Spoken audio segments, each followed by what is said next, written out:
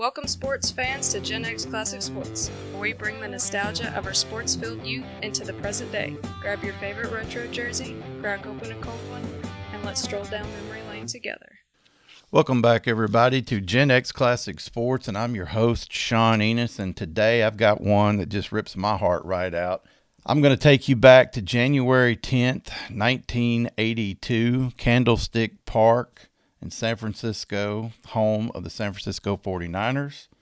And we're going to talk about the catch. And if you're a Gen Xer, a sports fan, Gen Xer, you know what the catch means. The catch was an event, a play in a game that ripped the heart right out of this youngster who was watching this game at about 11 years old as a Cowboys fan. And boy, this put us on a path for the rest of the decade and then a little change.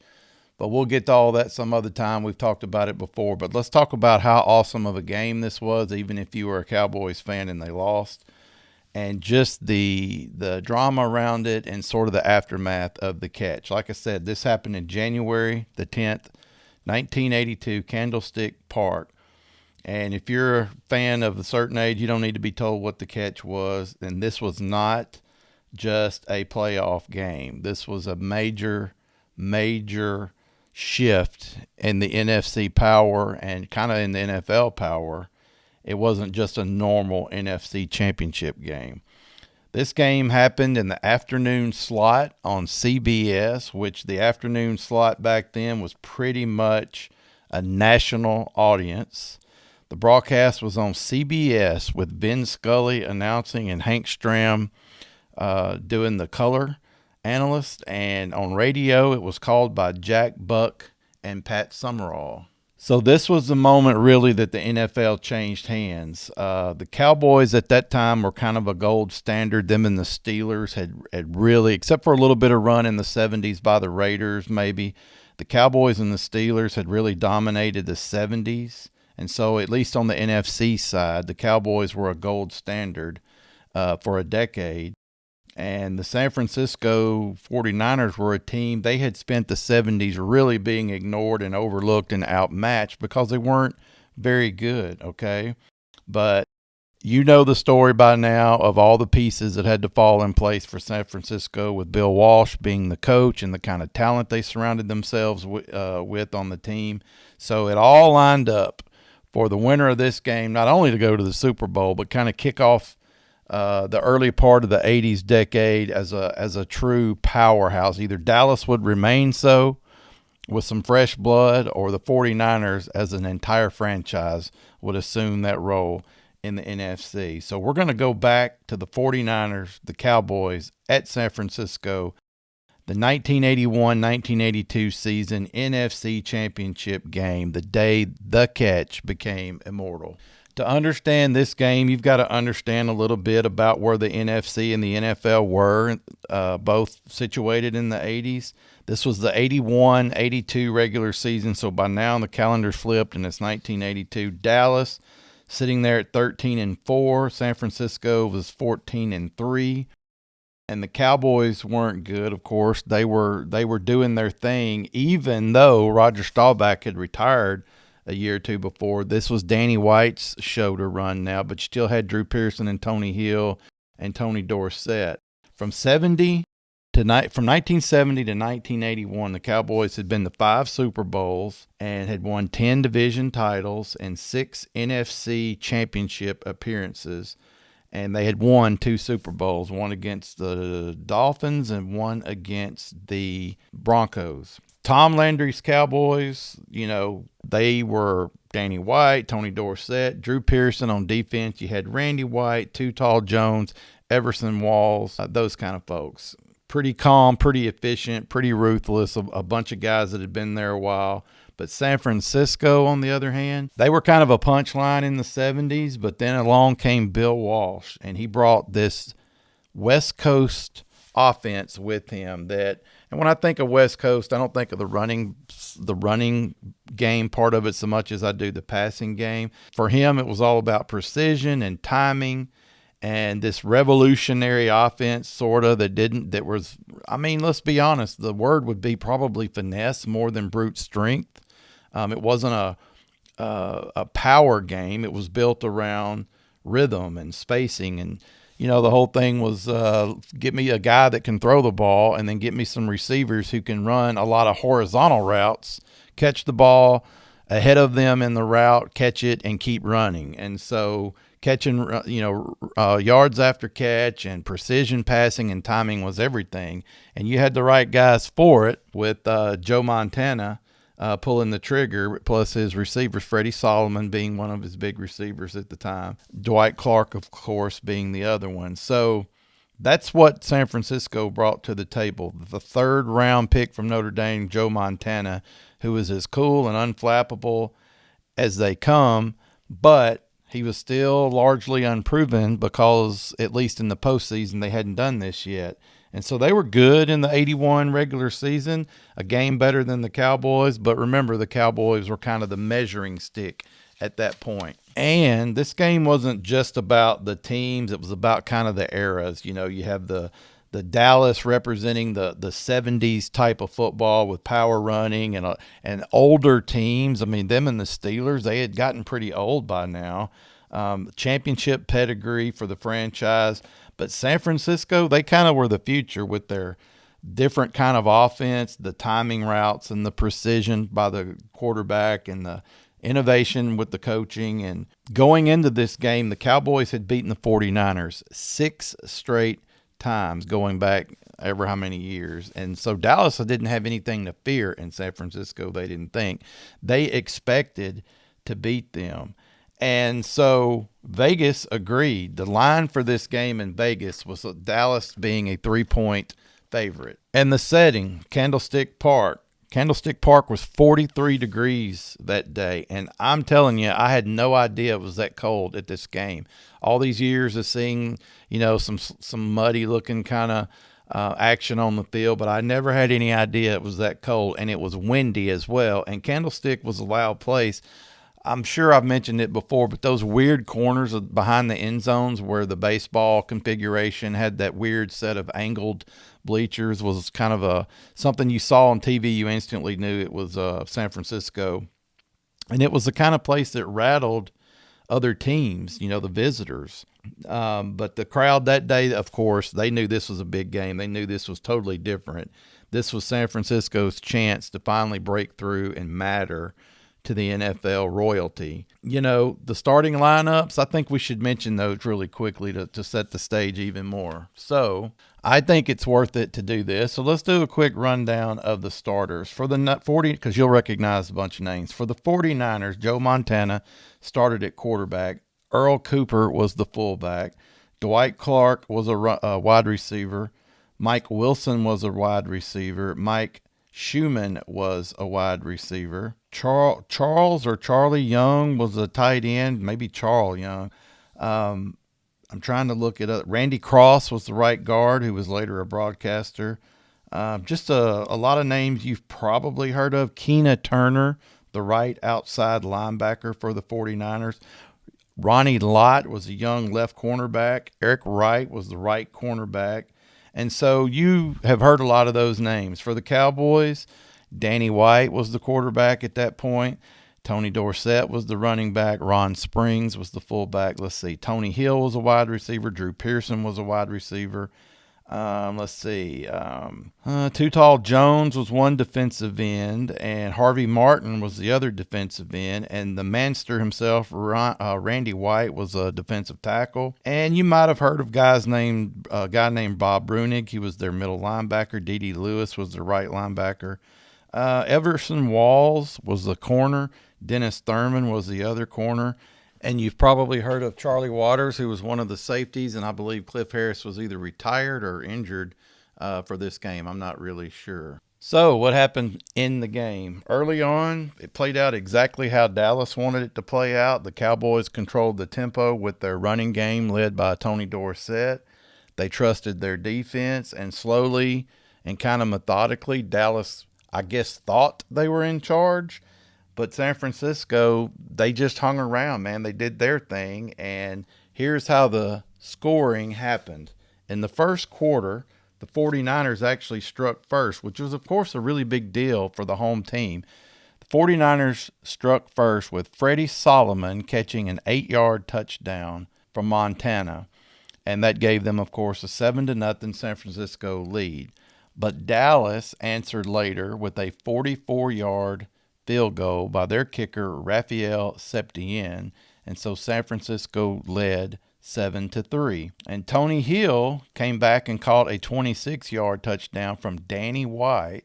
And so in the first quarter, the Cowboys ended it with a 10-7 lead, Dallas. Dwight Clark in the second quarter, from 2 yards caught a pass from Montana for the 14-10 San Francisco lead. And I don't know after the first quarter which team felt which way, but 10-7, it's pretty obvious it could go either way.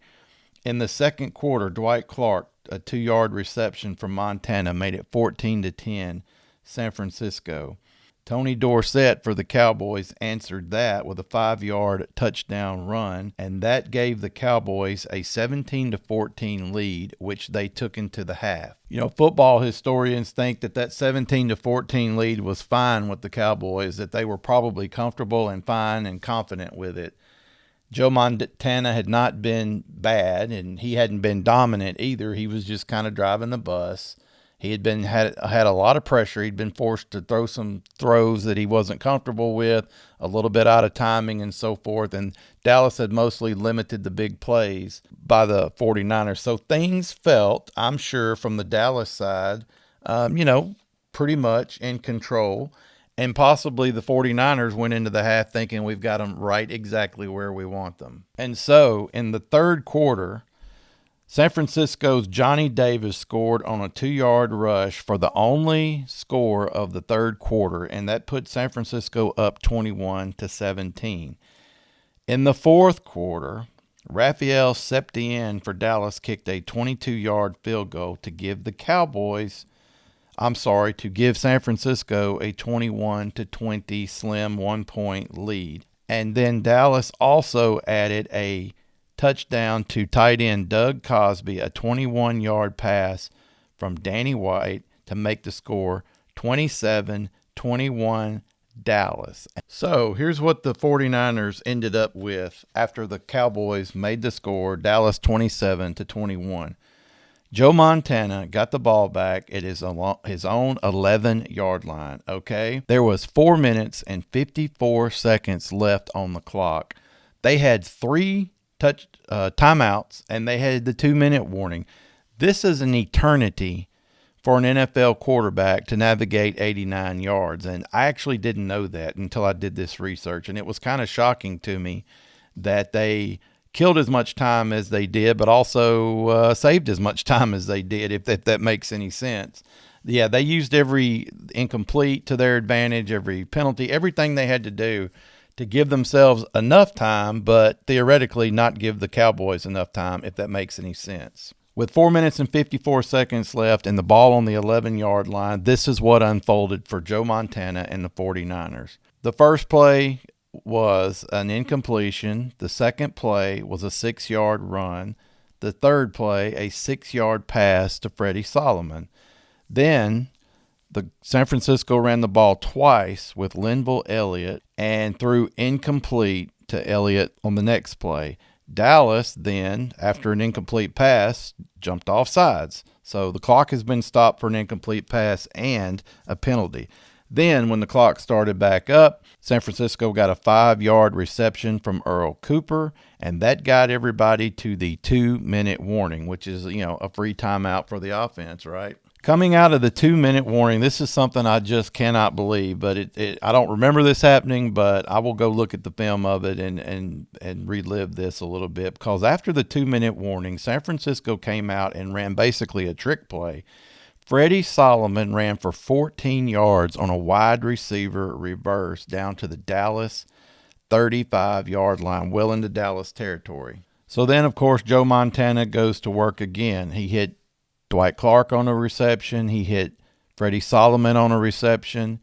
The 49ers called timeout with the ball on the Dallas 12-yard line, and they threw an incomplete pass after the timeout to the end zone. Then they had a run by Linval Elliott again down to for 6 yards which put them on the 6-yard line with 3rd and 4. So let me set the stage. After all of that, we're at 3rd and 4 on the 6-yard line for San Francisco, and there's 58 seconds left in the game. Bill Walsh called the play sprint right option. And to this day, I hear different stories about whether Montana threw the ball away, whether Dwight Clark was even the intended receiver, and so forth. So I looked up 2, 3, 4 different sources. I don't remember. And here's what I found out. And multiple times over the years in interviews, Montana has said that that is exactly the play they were trying to run. And other people have said this as well. But Dwight Clark was actually meant to kind of give a rub at the coming off the line. The play was meant for Freddie Solomon to run an out route down around the goal line and either get the first down. Remember, they could get a first down on the 2-yard line. So Dwight Clark was split out far right, and Freddie Solomon was inside of him in the slot, if I remember correctly. I've got a diagram of it. I'm looking. I'm sorry.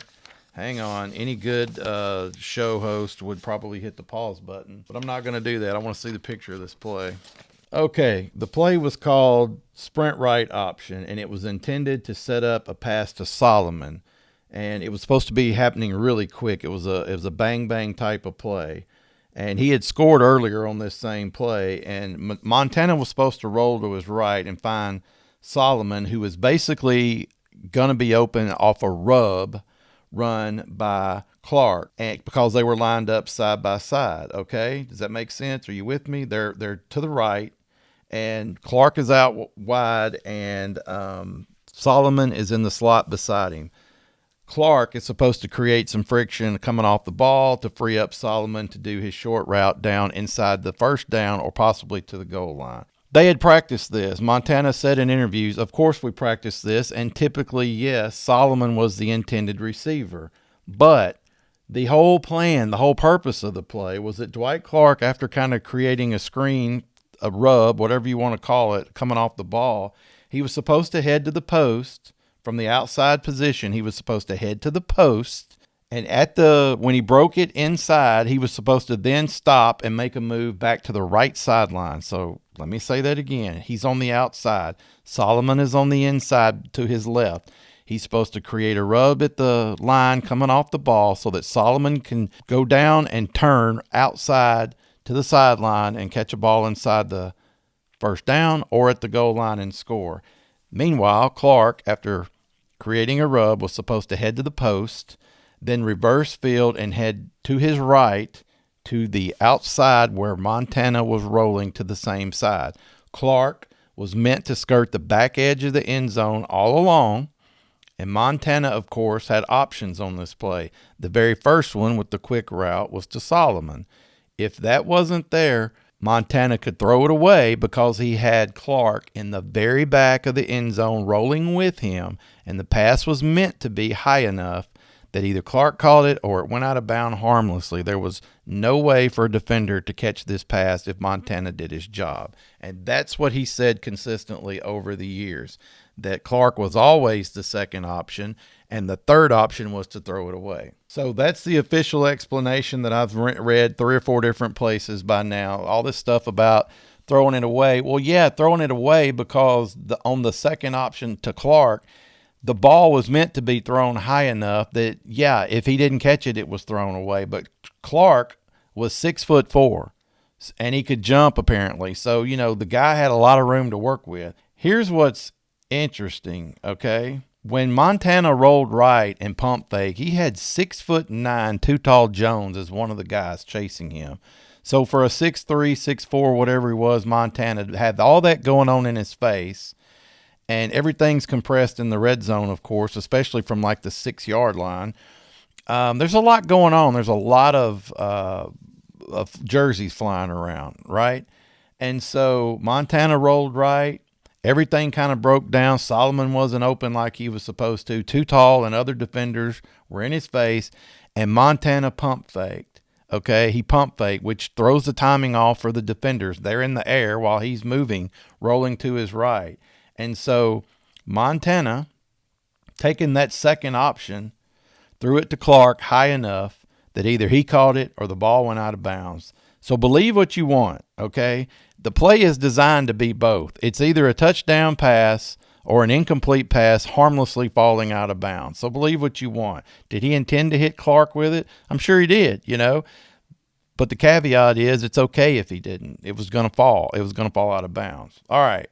We all know that Everson Walls, a great corner for Dallas, was trailing on the play. I don't even remember now reading if it was his guy or not, but you've seen that iconic image of Clark making the catch. So it worked, obviously, and they scored, obviously, touchdown. And so, of course, they went up 28-27 with the extra point, which ended up being the margin of victory. I have a feeling back then, if you were my age and you were sitting there with your dad and your uncles and your brothers watching the game, probably you pulled real hard for one team or the other. It's so easy to hate the Cowboys. I understand that. So, even if you were indifferent to both teams, you probably still picked one to root for in that game. And I can remember when Clark caught that ball in both hands and landed, I just lost it. I just could not believe what I was seeing, okay? Now, one thing that most people have forgotten about is what happened after that, because, yes, the drive happened with 4 minutes and 54 seconds left from the 11-yard line, okay? But it ended, the catch happened with 58 seconds left to go. So Dallas, by the time they scored, kicked the extra point, Dallas had a chance still to go down and kick a field goal, which would have won it. Most people have forgotten this little fact. So even though San Francisco was ahead 28-27, Dallas still had a chance. Even after Dwight Clark stuck the dagger in their heart, they still had a chance. So here's what happened with that.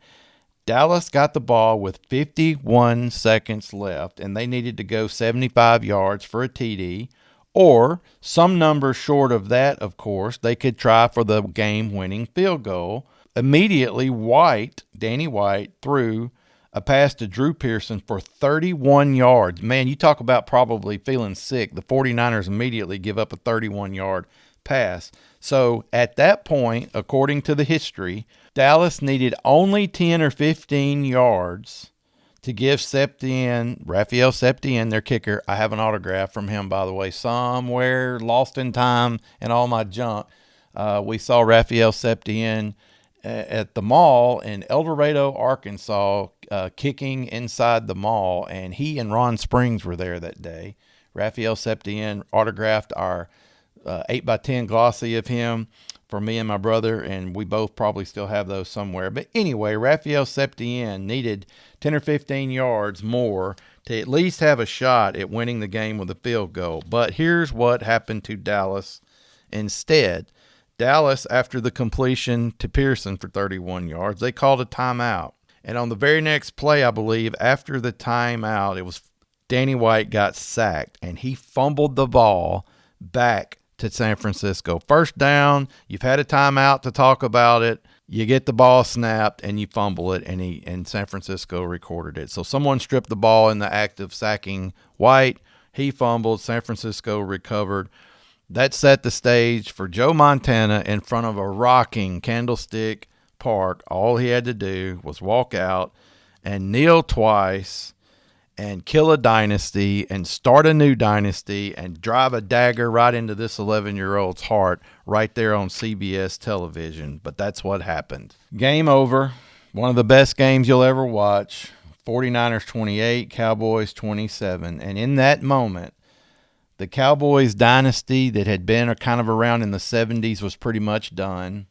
The 49ers dynasty instead was actually born, because they did definitely become the team of the 80s. 4 Super Bowl wins, and Joe Montana became a legend. And the NFL really entered a new era. You could probably argue this back and forth, but I would say the passing game became so much more important after Walsh and the 49ers started doing their thing. I just have reasons to believe that. If you're like me, you remember that Sports Illustrated the next week had a very iconic photo by a really iconic photographer, and I hope I pronounce his name right. Walter Ios Jr.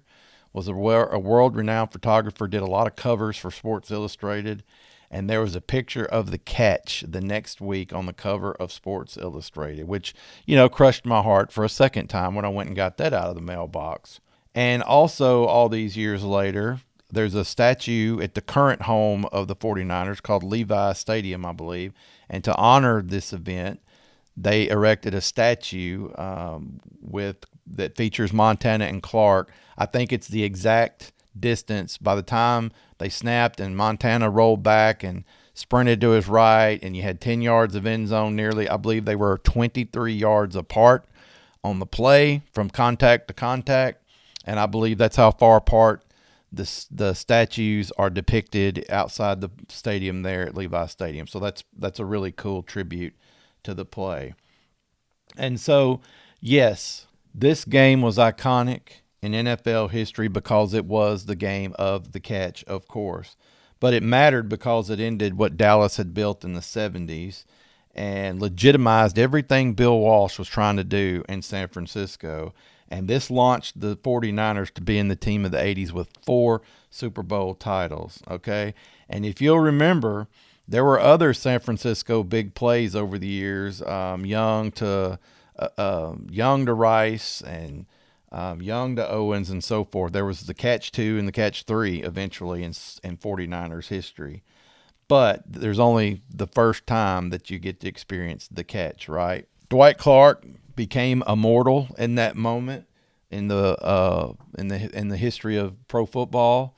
Unfortunately, Dwight Clark contracted, he developed, whatever the word is, he developed ALS, which is Lou Gehrig's disease.